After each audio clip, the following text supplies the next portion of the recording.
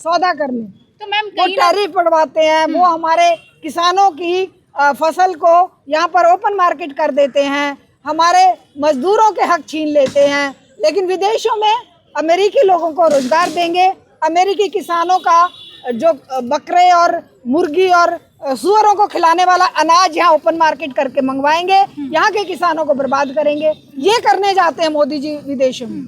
लेकिन मोदी जी तो ये कह रहे हैं ना कि जब से मैं आया हूँ देश विकास कर रहा है, 2014 के बाद देश तरक्की कर रहा है, बहुत और बड़ा स्टूडेंट के लिए भी काम हो रहा है। अब तो उन्होंने देखा स्टूडेंट के तरीके से वो रील भी बनाने लगे हैं। वो बहुत बढ़िया रील बनाई है ना, जब उन्होंने देखा कि टीवी पे आकर काम नहीं चल रहा, हाँ। लोग टीवी देखना छोड़ चुके हैं, जब उन्होंने देखा कि तुम्हारे मंचों पर खाली भीड़ नहीं आती है, हाँ। तुम्हारे मंच खाली पड़े हैं, तब इन्होंने उनको लुभाने के लिए, युवाओं को लुभाने के लिए कहा कि अब हम रील पर जाते हैं। तो अपडेट कर रहे हैं ना मोदी जी। बहुत अपडेट। अरे तुमने कॉलेज यूनिवर्सिटी स्कूलों को बंद करके क्या ये अपडेशन किया है?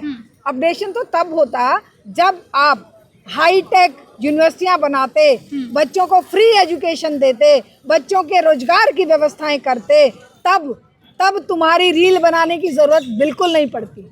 जब तुम बच्चों पर लाठियां बरसवाते हो, पैलेट गन चलवाते हो, बच्चियों के साथ गंदगियां करते हो और ब्रजभूषण शरण सिंह जैसे लोगों को रिहा करवाते हो, बरी करवाते हो, तब तुम्हें रील बनाने की जरूरत पड़ रही है कि तुम छुपकर बात कहते हो।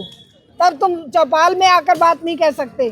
तो रील को बनाकर ये अपने आप को छोटा साबित कर रहे हैं कि अब उनकी सुनवाई कहीं नहीं हो रही, इसलिए वो ट्विटर पर आकर बात कर रहे हैं। मैम एक मांग और लगातार देश में बढ़ती जा रही है, अमित शाह का इस्तीफा, क्योंकि कह रहे हैं कि गृह मंत्री अमित शाह ने जिस तरीके से पैलेट गन तमाम जो बच्चों के साथ दुर्व्यवहार हुआ है उसको लेकर लगातार उनके इस्तीफे की मांग की जा रही है। क्या लगता है इस्तीफा होना चाहिए?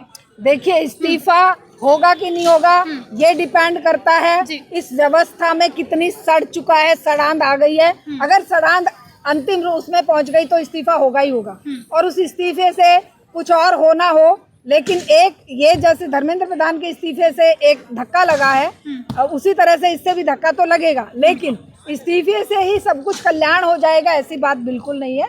जन संघर्ष लगातार जारी रहेंगे। धर्मेंद्र प्रधान का इस्तीफा हो गया तब भी संघर्ष जारी है, इसका इस्तीफा हो जाएगा अमित शाह का तब भी संघर्ष जारी रहेंगे। संघर्ष एकमात्र विकल्प है इस तानाशाह और शोषण पर आधारित व्यवस्था के खात्मे का, और उसी के लिए हम लगातार लोगों को कहेंगे कि छात्र, युवा, नौजवान, किसान और मजदूर, महिलाएं और युवा सब एक साथ आकर खड़े हों और लड़ाई लड़ें। और मेरा लास्ट सवाल है, जिस तरीके से आरक्षण हटाओ की मांग चल रही है, क्या लग रहा है इसे सरकार मानेगी या नहीं?